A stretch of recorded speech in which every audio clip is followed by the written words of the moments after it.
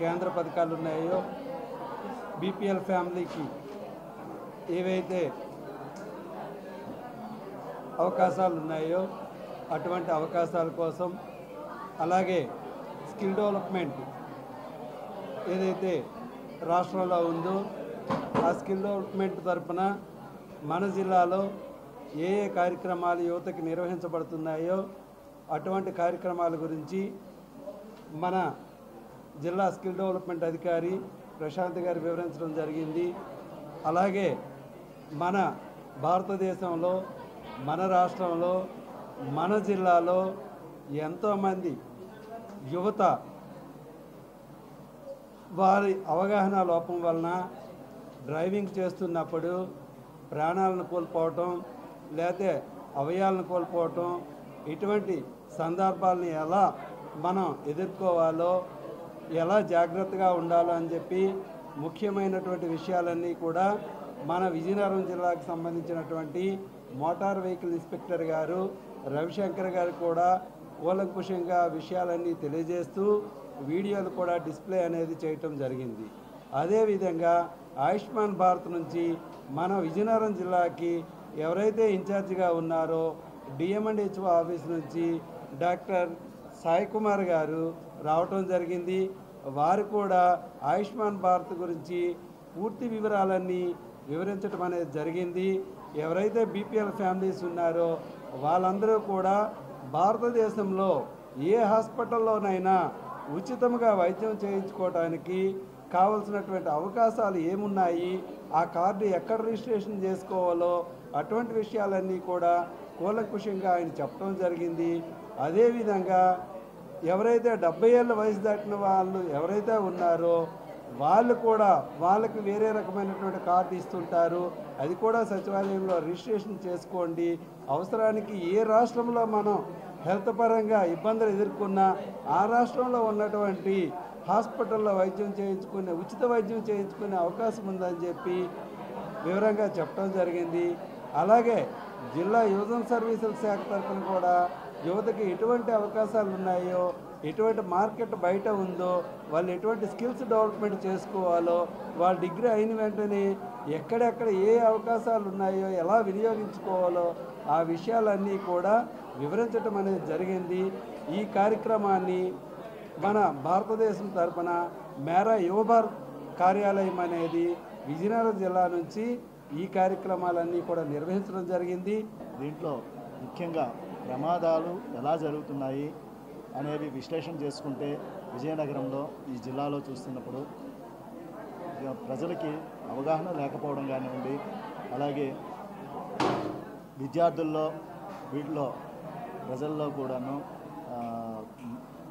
క్రమశిక్షణ లేకుండా వాహనాలు నడపడం కానివ్వండి, అండర్ ఏజ్డ్ పీపుల్ వాహనాలు నడపడం కానివ్వండి, ఇద్దరు ప్రయాణించాల్సిన వాహనాల్లో ముగ్గురేసి చెప్పున ప్రయాణించడం అనేది, అలాగే హెల్మెట్ లేకుండా వాహనాలని నడపడం వలన ప్రమాదాలు జరిగేటప్పుడు ఎక్కువ ఇంపాక్ట్ జరుగుతూ ఉంది. 2 వీలర్స్లో వీటి నుండి నష్టాలు కూడా శారీరక నష్టం కానివ్వండి ఎక్కువగా జరుగుతుంది. ప్రమాదాలకు గురి అయ్యేటప్పుడు జరిగేటువంటి నష్టాలను తగ్గించడం కోసంగా ముఖ్యంగా కాలేజీల్లోనూ, ప్రజల్లోనూ, ఆటో యూనియన్స్లోనూ వీటన్నిటిలో కూడా వివిధ కార్యక్రమాలని విస్తృతంగా చేపట్టాలని ఉద్దేశం తీసుకొని ప్రతి కాలేజీల్లో కూడాను అవగాహన సదస్సును ఏర్పాటు చేస్తున్నాము. వీటిలో ఏంటంటే విద్యార్థులు ఏ విధంగా వాహనాలు నడుపుకోవాలి, నిబంధనలు ఏం చెప్తున్నాయి, ఒక్కొక్క ద్విచక్ర వాహనంలో ఇద్దరిద్దరే ఎందుకు ప్రయాణం చేయాలి, దానికి సంబంధించినటువంటి అంశాలు, ఉదాహరణకి స్పీడ్ అనేది ఎక్కువగా వీళ్ళు నడిపేటటువంటి విధానం అనేది ఉంటుంది విద్యార్థుల దగ్గర కానీ యూత్ దగ్గర కానీ. స్పీడ్ వల్ల జరిగేటటువంటి నష్టాలని, ఫిజిక్స్లో ఉండేటువంటి సూత్రాలని, మన నిత్య జీవితంలో జరుగుతున్న అంశాలని, రోడ్ కండిషన్స్ని వీటన్నిటినీ కూడా సమ్మిళితంగా వీడియోల సహితంగా వీళ్ళకి తెలియజెప్పి వీటిని అవగాహన కల్పించడం ద్వారా వీళ్ళకి ఒక అవగాహన కలిగితే కనుక విద్యార్థులు తెలుసుకొని మరికొంతమంది కూడా తెలియజేస్తారనే ఉద్దేశంతో ఈ ప్రయత్నం అనేది చేయడం జరిగిందండి. నియమితమైన స్పీడ్తో వాహనాలు నడపాలి. ఏదైనా కార్యక్రమానికి వెళ్ళేటప్పుడు ముందుగా సమయం ఉండే విధంగా ప్రయాణాన్ని ప్లాన్ చేసుకోండి. నెంబర్ 1. నెంబర్ 2, ఎప్పుడైతే పూర్తి అప్రమత్తతతో వాహనాన్ని నడిపే అవకాశం ఉందో అప్పుడు మాత్రమే మనం వాహనాలు నడపాలి. ఏ కారణంగా కానీ మత్తుగా అనిపించినా, ఆలోచనలు వేరే చోట ఉన్నా కూడా మన తాలూకా అటెన్షన్ అనేది కోల్పోయే పరిస్థితి ఉంటుంది. కాబట్టి అటువంటిప్పుడు వాహనాన్ని నడిపే అర్హత మనకు లేనట్లే. అటువంటి పరిస్థితులు ఉంటే కనుక వాహనాన్ని నడపకూడదు. సురక్షితంగా వాహనాలు నడుపుకోవాలని, ప్రమాదాల రహితమైనటువంటి జిల్లాగా విజయనగరాన్ని తీర్చిదిద్దాలని మా యొక్క ఈ చిరు ప్రయత్నం. మాతో పాటు అందరూ కూడా సహకరించాలని.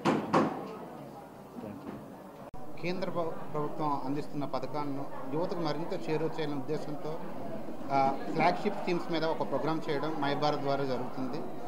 ఈ కార్యక్రమం తర్వాత యువత మరింతగా ఈ స్కీమ్స్ని ఉపయోగించుకుంటారని ఆశిస్తూ యువ భారత్ ఫ్లాగ్షిప్ కార్యక్రమం ద్వారా సెంట్రల్ గవర్నమెంట్ స్కీమ్స్ ఏవైతే ఉన్నాయో ఆ సెంట్రల్ గవర్నమెంట్ స్కీమ్స్ అన్ని కూడా యువతకి ఎక్స్ప్లెయిన్ చేయడం జరిగింది.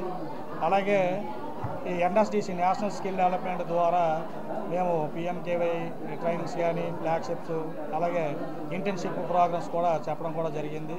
అలాగే స్కిల్ ఇంటర్నేషనల్ ప్రోగ్రాంలో జర్నీ నర్సింగ్ ట్రైనింగ్ లెసన్స్ అనేది కూడా ఇవ్వడం జరుగుతుంది. మనకి వైజాగ్, విజయవాడ, తిరుపతిలో జర్నీకి ఎవరైతే బీఎస్సీ నర్సింగ్, జనరల్ నర్సింగ్ ఎవరైతే ఉన్నారో అభ్యర్థులు వాళ్ళకి 8 నెలలు ట్రైనింగ్ ఇచ్చి వాళ్ళకి జర్నీలో 3.5 lakhsతో శాలరీ కూడా ఇవ్వడం కూడా జరుగుతుంది.